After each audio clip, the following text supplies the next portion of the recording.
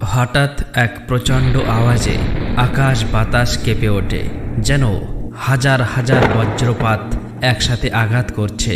আকাশ ফেটে যাচ্ছে, পৃথিবী কম্পিত হচ্ছে, সমুদ্রের উত্তাল ঢেউ আকাশে ছুঁতে চাইছে। মানুষের চিৎকারে বাতাস ভারী হয়ে উঠেছে। ভয়, আতঙ্ক আর দিশেহারা মানুষের আর্তনাদে চারিদিক প্রকম্পিত। কেউ কাউকে দেখছে না। মা তার সন্তানকে ভুলে গেছে, ভাই তার ভাইকে ভুলে গেছে, সন্তান তার পিতার ভুলে গেছে। ভালোবাসার সকল বন্ধন ছিন্ন ভিন্ন হয়ে গেছে। একমাত্র আতঙ্ক আর শূন্যতা ঘিরে ধরেছে পৃথিবীকে। এই দিনটি এত ভয়ানক যে সুউচ্চ পাহাড়গুলো তুলোর মতো উড়ে যাচ্ছে। পৃথিবীর মাটি যেন দুমড়ে মুচড়ে যাচ্ছে। বড় বড় অট্টালিকা ধূলিসাৎ হয়ে যাচ্ছে। আকাশের তারা নিভে গেছে, সূর্য অন্ধকারে ডুবে গেছে, চাঁদ যেন আলো হারিয়ে ফেলেছে। মানুষ পাগলের মতো ছুটবে, কিন্তু কোথাও আশ্রয় পাবে না। সেদিন দুনিয়ার সব সৌন্দর্য ধূলিসাৎ হয়ে যাবে, সব ধ্বংস হয়ে যাবে, আর কিছুই থাকবে না। এই বিশ্বজগৎ ধ্বংসের পর এক গভীর রহস্যময় নিস্তব্ধতা সবকিছুকে আচ্ছন্ন করে রেখেছে। পুরো বিশ্বজগৎ স্তব্ধ। হঠাৎ এক ভয়ঙ্কর সিংহার আওয়াজ। সেই সিংহার আওয়াজে পুরো সৃষ্টি জগৎ জাগ্র হতে শুরু করবে। মাটির গহ্বর থেকে মানুষ একে একে বেরিয়ে আসবে। তারা যেন গভীর ঘুম থেকে হঠাৎ জেগে উঠেছে। চতুর্দিকে তাকিয়ে তারা বুঝতে পারছে এটি কোনো দুনিয়ার ভোর নয়, বরং চিরন্তন জীবনের সূচনা। অতঃপর সমগ্র পৃথিবীর মানুষ দিশেহারা হয়ে চলমান পিপিলিকার মতো বেরিয়ে পড়বে। তাদের চক্ষুভাব বিনীত লজ্জায় নত হবে। তখন প্রতিটি মানুষ বুঝতে পারবে এটি সেই দিন যার কথা বারবার শুনেছি, কিন্তু আমরা তার উপেক্ষা করিনি। এটি সেই দিন যাকে নিয়ে আল্লাহর প্রিয় নবী হযরত মুহাম্মদ সাল্লাল্লাহু আলাইহি ওয়াসাল্লাম বারবার সতর্ক করেছিলেন। সেই সময় মানুষ তাদের সমস্ত কষ্ট ও আতঙ্ক অনুভব করবে। মৃত্যুর পরে যে নীরবতা ছিল সেটি ভেঙে পড়বে এক অজানা যন্ত্রণায়। মানুষ একে একে বিশাল এক সমতল প্রান্তে জড়ো হবে। সেই ময়দান হবে সীমাহীন, ছায়াবিহীন, সমতল এক বিস্তৃত ভূমি। এই ময়দানে সব জাতির মানুষ তথা জিন জাতি জড়ো হবে। পৃথিবীর ইতিহাসের শুরু থেকে শেষ পর্যন্ত প্রত্যেক মানুষ সেখানে থাকবে। সে স্থান হলো হাসরের ময়দান। সেদিন সময়ের দৈর্ঘ্য হবে 50,000 বছরের সমান। হাসরের ময়দানে মানুষের অবস্থা হবে ভয়াবহ। তারা কাঁদবে, চিৎকার করবে, সাহায্য চাইবে, কিন্তু কেউ কাউকে সাহায্য করতে পারবে না। প্রতিটি মানুষ নিজের কর্মফলের জন্য চিন্তিত থাকবে। তখন মানুষ বলতে থাকবে, যদি দুনিয়ায় আরো একটি মুহূর্ত পেতাম তাহলে কিছু নেক আমল করে আসতাম, কিন্তু এখন আর কোনো সুযোগ নেই। অতঃপর হাসরের ময়দানে সূর্য মানুষের খুব কাছাকাছি নিয়ে আসা হবে। সেই উত্তাপ হবে এমন ভয়াবহ যে মানুষ সূর্যের সেই উত্তাপে ঘামতে থাকবে। এই ঘাম মানুষের গুনাহ অনুযায়ী হবে। কারো হাঁটু পর্যন্ত, কারো বুক পর্যন্ত, কারো ঘাম তাদের মুখ পর্যন্ত পৌঁছাবে। তারা আর সহ্য করতে পারবে না। হাসরের ময়দানে সবাই দাঁড়িয়ে আছে বিচার শুরু হবার জন্য, কিন্তু বিচার এখনো শুরু হয়নি। এই দাঁড়িয়ে থাকাকে তাদের কাছে গোটা অস্তিত্বের সবচেয়ে বড় শাস্তি বলে মনে হবে। এমনকি যারা আল্লাহকে অবিশ্বাস করেছিল, যারা আল্লাহর রসুলকে অস্বীকার করেছিল, তারাও আর দাঁড়িয়ে থাকতে চাচ্ছে না। তারা বুঝতে পারছে যে তাদের জন্য জাহান্নাম অপেক্ষা করছে, তবুও তারা দাঁড়িয়ে থাকতে চাচ্ছে না। সবাই চাইছে বিচার প্রক্রিয়া শুরু হোক। অতঃপর মানবজাতি ও জিনজাতি একত্রিত হয়ে অসহায়ভাবে ছুটে যায় আল্লাহর সৃষ্টি করা পৃথিবীর প্রথম মানুষ ও নবী হযরত আদম আলাইহিস সালামের কাছে। সেখানে গিয়ে তারা বলতে থাকে, আপনি আমাদের জন্য আল্লাহর কাছে সুপারিশ করুন। আল্লাহ যেন বিচার খুব তাড়াতাড়ি শুরু করে দেয়। এই কথা শুনে হযরত আদম আলাইহিস সালাম চমকে উঠলেন। পৃথিবীর প্রত্যেকটি মানুষই তারই সন্তান। সন্তানদের এমন আকুল আবেদন শোনার পরেও চুপ থাকলেন, কিছুই বলতে পারলেন না। হযরত আদম আলাইহিস সালাম বহু বছর আগে একটি ভুলের কথা চিন্তা করছিলেন, যে ভুলের কারণে জান্নাত থেকে বিতাড়িত হয়েছিল। সেই ভুলের জন্য চিন্তিত ছিলেন। তখন হজরত আদম আলাইহিসসালাম তার সন্তানদেরকে বললেন, আমি এ কাজ করতে পারবো না, তোমরা অন্য কারো কাছে যাও, তোমরা হজরত নূহ আলাইহিসসালামের কাছে যাও। তখন সমগ্র মানবজাতি হজরত নূহ আলাইহিসসালামের কাছে হাজির হলো এবং বলল, হে আল্লাহর নবী হজরত নূহ আলাইহিসসালাম, দয়া করে আপনি আমাদের জন্য আল্লাহর কাছে সুপারিশ করুন। তখন হজরত নূহ আলাইহিসসালাম বললেন, আমি এ কাজ করতে পারবো না, তোমরা অন্য কারো কাছে যাও। তখন সমস্ত মানবজাতি এক এক করে হজরত মুসা আলাইহিসসালামের কাছে গেলেন, কিন্তু তিনিও কিছু বললেন না। হজরত ইব্রাহিম আলাইহিসসালামের কাছে গেলেন, তিনিও কিছু বলতে পারলেন না। এভাবে সমস্ত নবীদের কাছে গেলেন, কিন্তু কেউ আল্লাহর দরবারে সুপারিশ করতে রাজি হলো না। অতঃপর সর্বশেষে সমগ্র মানব তথা জিন জাতি আমাদের প্রিয় নবী রহমাতুল আলামিন হজরত মুহাম্মদ সাল্লাল্লাহু আলাইহি ওয়াসাল্লামের কাছে গিয়ে হাজির হলো এবং অত্যন্ত বিনয়ের সাথে বলল, ইয়া রাসূলুল্লাহ, হে আল্লাহর প্রেরিত শেষ নবী হজরত মুহাম্মদ সাল্লাল্লাহু আলাইহি ওয়াসাল্লাম, এই ভয়ঙ্কর দিনে এই সংকট থেকে আপনি আমাদের উদ্ধার করুন, আপনি সুপারিশ করুন, আল্লাহ যেন বিচার আরম্ভ করে দেয়।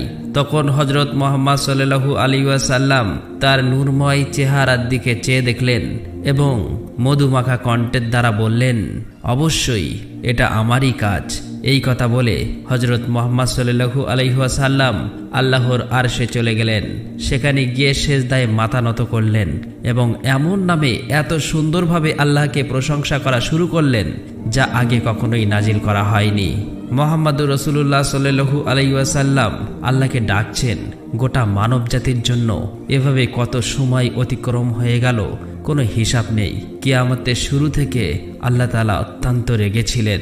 সমগ্র মানবজাতি ও জিন জাতি পৃথিবীর জমিনে বারবার অন্যায় করেছে, কিন্তু আল্লাহ রাব্বুল আলামিন বারবার ক্ষমা করে গেছেন। কিন্তু আজ এই সংকটময় দিনে ভীষণ রেগে আছেন। তবুও যখন দেখলেন প্রিয় হাবিব হজরত মুহাম্মদ সাল্লাল্লাহু আলাইহি ওয়াসাল্লাম সেজদায় লুটিয়ে পড়ে আল্লাহকে ডাকছেন, তখন আল্লাহ তাআলা নিজেই তার প্রিয় হাবিবের ডাকে সাড়া দিয়ে বললেন, হে মুহাম্মদ, তুমি মাথা ওঠাও, সুপারিশ করো, তুমি যা চাইবে তোমাকে তাই দেওয়া হবে।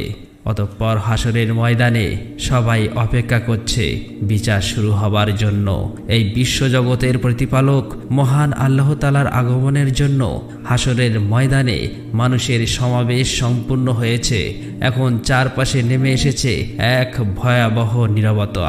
মানুষ দাঁড়িয়ে আছে নিঃশব্দ, ভীত, অজানা পরিণতির প্রতীক্ষায়।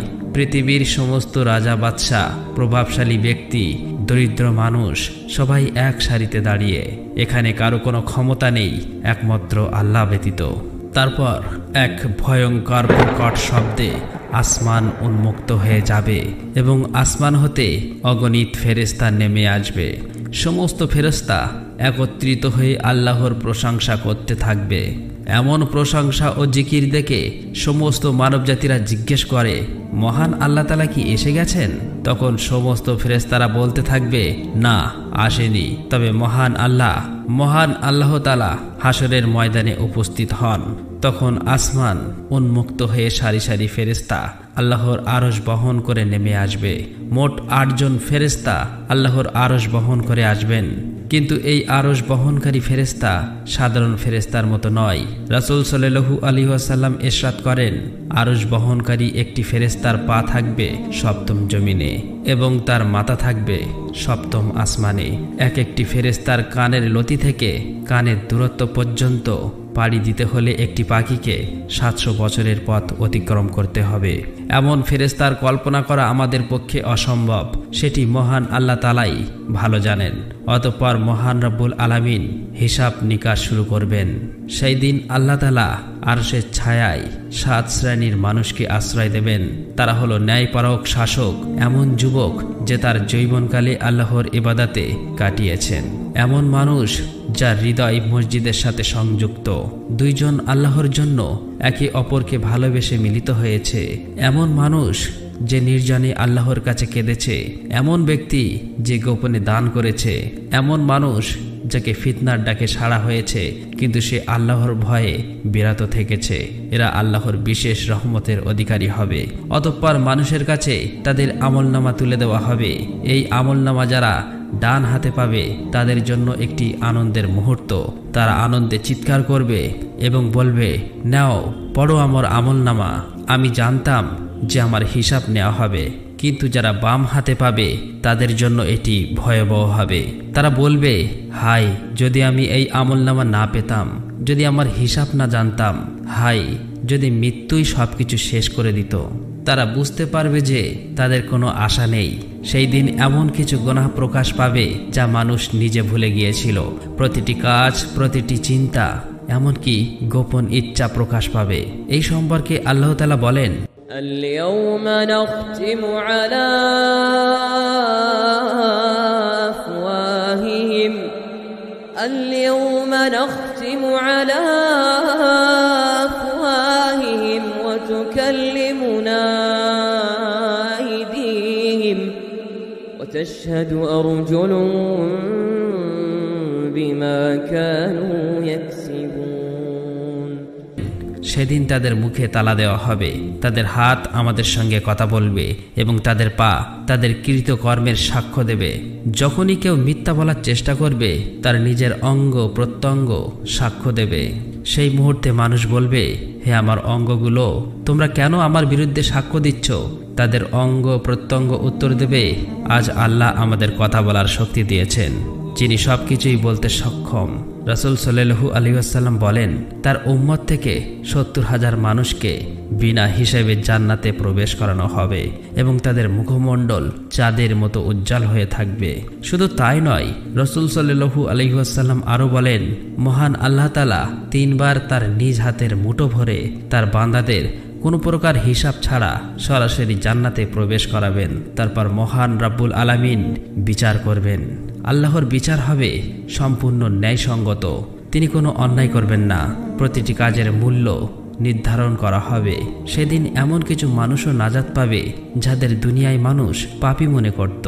আবার এমন কিছু মানুষ শাস্তি পাবে যাদের সবাই নেককার বলে জানত।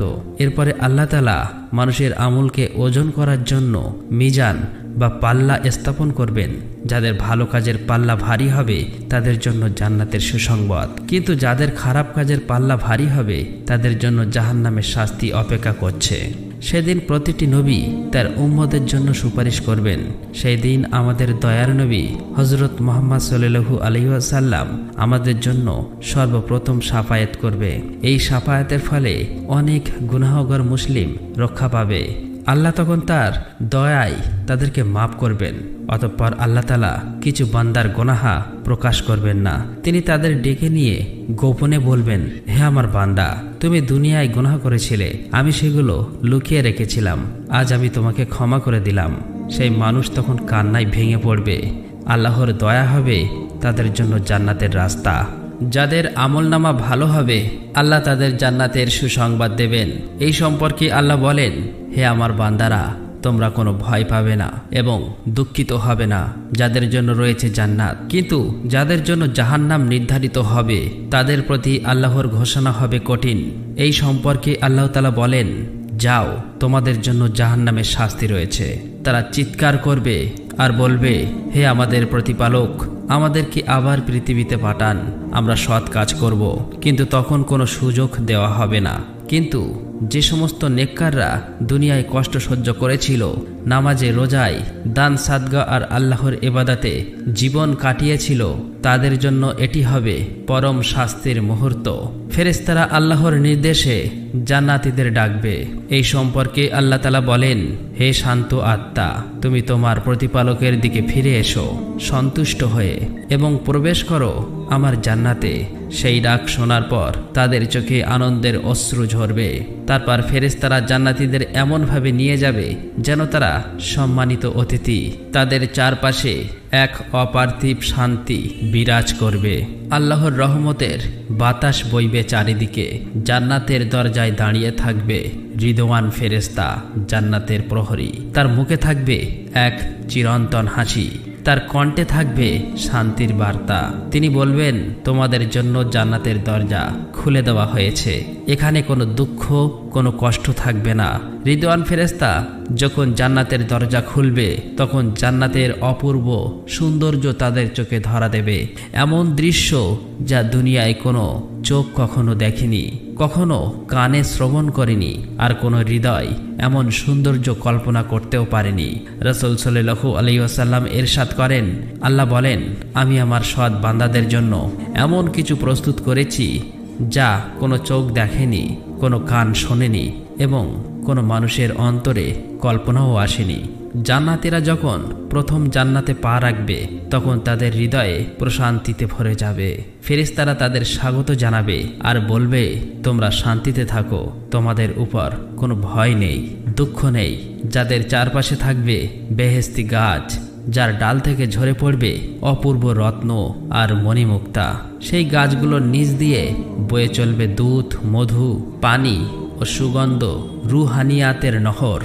এই সম্পর্কে আল্লাহ বলেন, তাদের জন্য রয়েছে জান্নাতের বাগান, যার নিচ দিয়ে ঝর্ণা প্রবাহিত।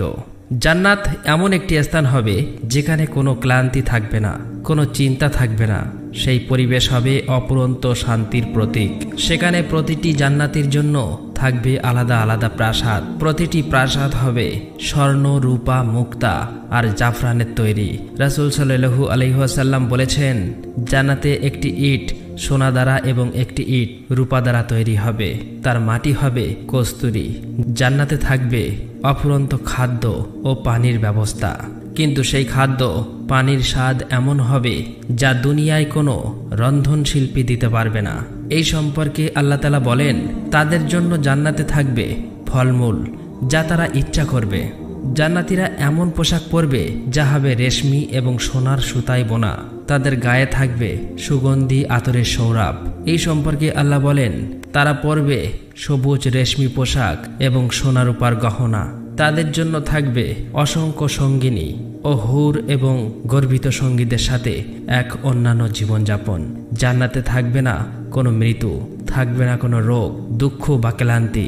মানুষ সেখানে একে অপরের সাথে ভালোবাসা ও শান্তির বন্ধনে আবদ্ধ থাকবে। জান্নাতের সর্বোচ্চ সম্মান, সবচেয়ে বড় সৌভাগ্য হবে আল্লাহর দর্শন লাভ করা। জান্নাতের সব সুখের চেয়ে বড় সুখ হবে এই সম্মান। এ সম্পর্কে আল্লাহ বলেন, সেদিন কিছু মুখমণ্ডল উজ্জ্বল হবে, তারা তাদের প্রতিপালকের দিকে তাকাবে। জান্নাতের লোকেরা আল্লাহকে সরাসরি দেখতে পাবে। এটি হবে জান্নাতের সর্বোচ্চ নিয়ামত। অন্যদিকে যারা মহান আল্লাহ তাআলার বিচারে ফেল করেছে তাদের জন্য রয়েছে ভয়ঙ্কর স্থান, যা মানুষের কল্পনাকেও হার মানায়। সেই স্থানই হলো জাহান্নাম, আল্লাহর সবচেয়ে কঠিন শাস্তির স্থান। যারা আল্লাহর অবাধ্যতা করেছে, ঈমানহীনভাবে জীবন কাটিয়েছে, অন্যায় অপরাধ করেছে, তাদের জন্যই নির্ধারিত এই ভয়াবহ ঠিকানা। এই সম্পর্কে আল্লাহ তাআলা বলেন, যারা কুফরি করে এবং আমার নিদর্শন সমূহকে মিথ্যা বলে তাদের জন্য রয়েছে জাহান্নামের আগুন। তারা সেখানে চিরকাল থাকবে। জাহান্নামের আগুন এমন এক আগুন যা মানুষের দেহের প্রতিটি অঙ্গ প্রত্যঙ্গকে ছাই করে দিতে সক্ষম। এই আগুনের তীব্রতা দুনিয়ার আগুনের চেয়ে 70 গুণ বেশি প্রখর। রাসূল সাল্লাল্লাহু আলাইহি ওয়াসাল্লাম বলেছেন, তোমাদের আগুন যা দুনিয়ায় জ্বালানো হয় তা জাহান্নামের আগুনের এক অংশ মাত্র। তারপর এক প্রচণ্ড গর্জনের মাধ্যমে জাহান্নামের দরজা খুলবে। সেই গর্জন শুনে সমস্ত অপরাধের হৃদয় ভয়ে কেঁপে উঠবে। আল্লাহ বলেন, যখন জাহান্নামের কাছে নিয়ে যাওয়া হবে তখন তারা সেই ভয়ঙ্কর গর্জন শুনবে। সেই গর্জন হবে আগুনের উন্মত্ততার প্রকাশ। এটি এমন হবে যে যেন সেই আগুন ধ্বংস করে দিতে চায়। সেখানে এমন কঠিন শাস্তি থাকবে যা কোনো মানুষ সহ্য করতে পারবে না। প্রতিটি স্তরে আলাদা শাস্তি নির্ধারিত, যা মানুষের গুনাহের ভিত থেকে দেওয়া হবে। শাস্তির ধরন হবে এমন ভয়াবহ যে তা শুনেই মানুষের হৃদয় কম্পিত হবে। গুনাহগারদের খাওয়ানো হবে জাক্কুম গাছের ফল, যা হবে সিক্ত, দুর্গন্ধময় এবং অতি ভয়ঙ্কর। এ সম্পর্কে আল্লাহ বলেন, তাদের খাদ্য হবে জাক্কুম গাছের ফল। তাদের পান করানো হবে গরম পানি ও রক্ত মিশ্রিত পুঁজ, যা তাদের নাড়ি ভুঁড়ি ছিঁড়ে ফেলবে। এ সম্পর্কে আল্লাহ বলেন, তাদেরকে দেওয়া হবে ফুটান্ত পানি, যা তাদের মুখ পুড়িয়ে দেবে। তাদের হাত পা বেঁধে দেওয়া হবে আগুনের তৈরি শিকল দিয়ে। আল্লাহ বলেন, তাদের গলায় শিকল পরানো হবে এবং তাদের আগুনে টেনে নেওয়া হবে। জাহান্নামের মানুষরা সেই শাস্তির তীব্রতা সহ্য করতে না পেরে চিৎকার করতে থাকবে। তারা বলবে, হে আমাদের প্রতিপালক, আমাদের এখান থেকে বের করে দিন, আমরা ভালো কাজ করব। তখন আল্লাহ তাআলা বলবেন, আমি কি তোমাদেরকে যথেষ্ট সময় দেইনি যাতে উপদেশ গ্রহণ করতে পারবে? এখন তোমরা এই শাস্তি ভোগ করো। তাদের চারপাশে থাকবে শুধু গুনাহগারদের আর্তনাদ, তাদের কান্না আর চিৎকার। আকাশও কেঁপে উঠবে, কিন্তু কোনো সহানুভূতি আসবে না। তারা সেখানে চিৎকার করবে, হে আমাদের প্রতিপালক, আমাদের বের করো। কিন্তু বলা হবে, এখানেই চিরকাল থাকো। সেখানে বারবার শাস্তি দেওয়া হবে। তাদের চামড়া যখনই পুড়ে শেষ হয়ে যাবে, তখন আবার তা নতুন করে সৃষ্টি করা হবে যাতে শাস্তি অব্যাহত থাকে। আল্লাহ বলেন, তাদের চামড়া যখন পুড়ে যাবে, তখন আমি তাদের জন্য নতুন চামড়া সৃষ্টি করব। এই বিচার দিবস আমাদের জন্য একটি বাস্তব সত্য। সেই দিন আসবেই এবং প্রতিটি কর্মের হিসাব হবে। এখনো সময় আছে, আসুন আমরা তওবা করি, আল্লাহর পথে ফিরে আসি। আল্লাহ বলেন, হে মুমিনগণ, তওবা করো আল্লাহর দিকে যেন তোমরা সফল হও। সেই দিন অবশ্যই আসবে যখন প্রতিটি মানুষের প্রতিটি কাজের হিসাব নেওয়া হবে। আজ আমাদের সামনে এখনো সুযোগ আছে। আসুন আমরা আল্লাহর দিকে ফিরে আসি, তওবা করি, তার সন্তুষ্টির পথে নিজেদের পরিচালিত করি। আল্লাহ বলেন, হে মুমিনগণ, তোমরা আল্লাহর দিকে খাঁটি তওবা করো যাতে তোমরা সফল হতে পারো। আজ যদি আমাদের হৃদয় কেঁপে ওঠে, চোখ অশ্রুসিক্ত হয়, তাহলে বুঝতে হবে এটাই আল্লাহর রহমতের ইশারা। এখনো সময় আছে নিজেদের সংশোধন করার, পাপের পথ ছেড়ে আল্লাহর পথে ফিরে আসার। আসুন সব খারাপ কাজ থেকে দূরে থাকি, সত্য ও ন্যায়ের পথে চলি। আল্লাহ যেন আমাদের কিয়ামতের কঠিন দিনে কঠোর হিসাবের সম্মুখীন না করেন, যেন আমরা সবাই বিনা হিসাবে জান্নাতে প্রবেশ করতে পারি, যেন আমাদের উপর আল্লাহর অনুগ্রহ বর্ষিত হয়। আমাদের প্রাণপ্রিয় নবী করিম সাল্লাল্লাহু আলাইহি ওয়াসাল্লাম যেন আমাদের জন্য কিয়ামতের দিনে সুপারিশ করেন। আল্লাহ আমাদের সবাইকে সত্য বোঝার তৌফিক এবং সেই অনুযায়ী আমল করার তৌফিক দান করুক। আমিন। আসসালামু আলাইকুম।